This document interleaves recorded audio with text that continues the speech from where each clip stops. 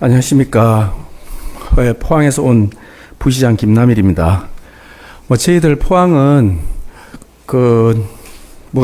우리 자치단체가 잘했다기보다는 우리 기업이 잘할 수 있도록 도와주는 어떤 그런 일을 충실히 했는데 오늘 이렇게 대표로 발표를 하게 돼서 영광으로 생각합니다.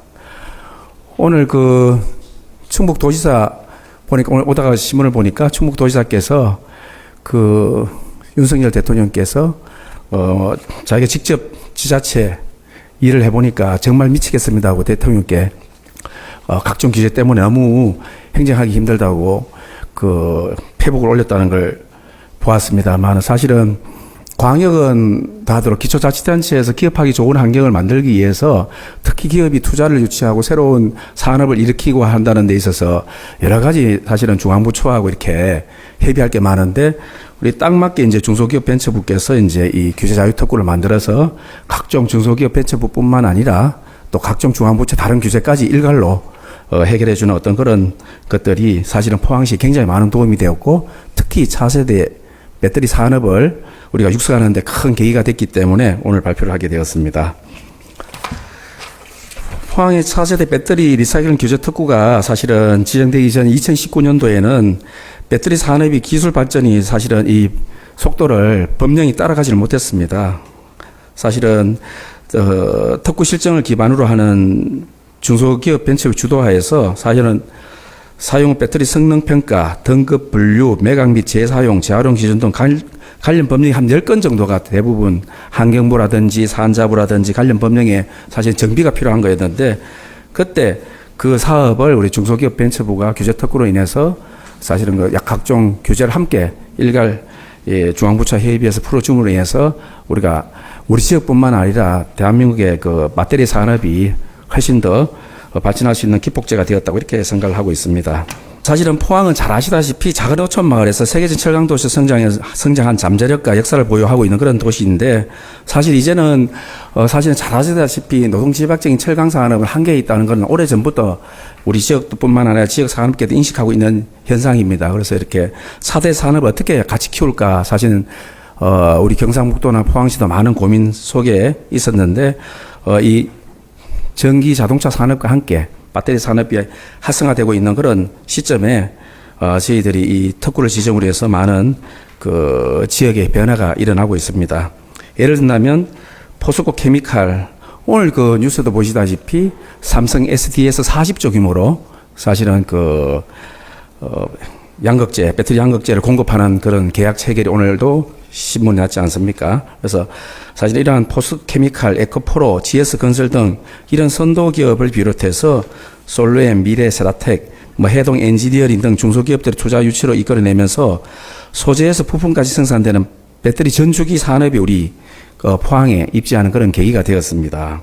특히 에코프로 같은 경우에는 BM, EM, Materials, Innovation, CNG, AP 등 그룹의 핵심 생산시들이 영일만 산당이 함께 모두 일괄로 둥지를 털면서 재활용해서 전구재, 양극재, 완성품까지 생산하는 그런 포항 캠퍼스를 구축하는 그런 계기가 만들어졌다고 이렇게 말씀을 드립니다. 특히 이러한 앵커 기업들, 주력 기업들이 입지함으로 인해서 사실은 분양률이 1%대 머물렀던 블루베리 국가산단이 있었습니다. 그런데 이 특구 지정된 부지를 100%가 분양이 되었고 1,500명 정에 이르는 신규 고용이 창출하면서 사실은 철강 경기의 경쟁력 약화라든지 포항 지진, 코로나 이런 것 때문에 사실 지역 경제에 많은 어려움을 겪고 있었는데 요즘 큰 변화가 겪고 있습니다. 저희들이 얼마 전에 분석한 결과 이제 포스코 케미칼이라든지 에코프로가 신규를 투자하는데 이미 포항시에는 이미 신규 공장 부지가 다 분양이 돼버렸습니다. 그래서 저희들 이강덕 시장님 주재로 해서 TF를 만들어서 새로운 공단을 새로 지금 만들고 있는 그런 상황이거든요. 그래서 그러한 모든 성과에 있어서는 우리 중소기업 벤처부의 혁신적인 어떤 규제 특구의 지정과 또 성과를 낼 수 있도록 많은 아낌없는 지원이 있었다 이렇게 말씀을 드립니다.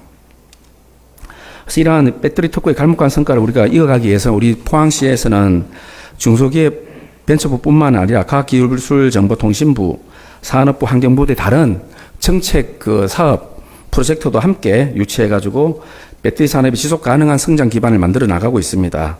특히 환경부의 사용 후 배터리 자원 제한 클러스터와 인라인 자동평가센터 사업을 유치해서 2024년부터는 순차적으로 또 이 관련되는 그 연구 R&D 지원도 구착할 그런 예정입니다.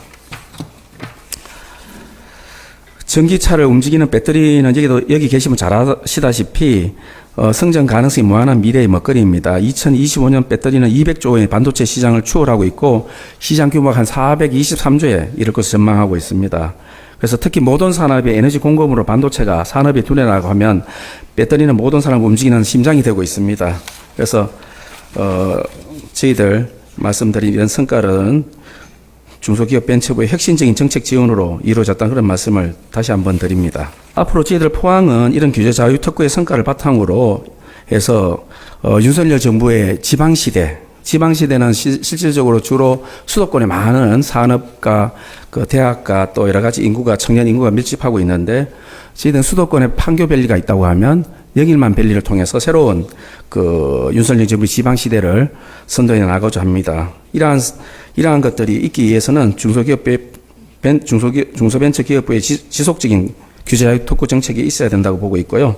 특히 이런 규제자유 정책은 기업들의 혁신 성장 그리고 지방 균형 발전 또 국가 경쟁력 강화라는 이 세 가지 토끼를 한꺼번에 잡을 수 있는 아주 좋은 정책이라고 봅니다. 여기에 계시는 우리 언론인 분께서 이런 중소기업 벤처부의 성과가 타 지역도 타 산업도 보급될 수 있도록 많은 아낌없는 지도와 소개를 부탁드립니다. 감사합니다.